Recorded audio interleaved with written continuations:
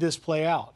Very good points by you and by Jake Sullivan. You can't trust Russia. You particularly cannot trust Putin. I do think it's interesting that Witkoff is now talking about a potential for a U.S. security guarantee. That's a 180, because before the Trump administration was saying they'd never give a security guarantee to Ukraine. So that's a positive. The negative is that somehow Putin succeeded on Friday in getting Trump to hold back on doing the new sanctions and secondary tariffs that he promised he would do if Russia didn't do a ceasefire. And it sounds like Trump is no longer focused on getting an immediate ceasefire. That's a big loss for President Zelensky. I think President Zelensky is going to come here tomorrow and he's going to try to convince President Trump that there has to be a temporary ceasefire during the time that they negotiate the long-term ceasefire. Also, Putin's apparent demand that he wants all of Donetsk province, which he doesn't even control right now, is a non-starter for Ukraine, because they're not going to give up territory that they've fought to control. They're not going to give away villages where there are Ukrainians who've stayed there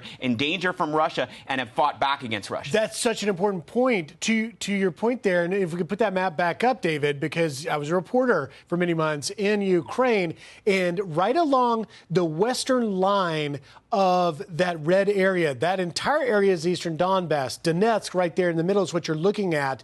But on the west side of that line is essentially what Ukraine would pull away from. That is a fortified line that for 3.5 years, while Ukraine has not been able to push Russia back, they've held that line. And so for Putin's strategic goals, he would then have a clear line to Kharkiv, because there's much of agrarian farm wheat fields. And then, of course, you would have a straight shot to Kyiv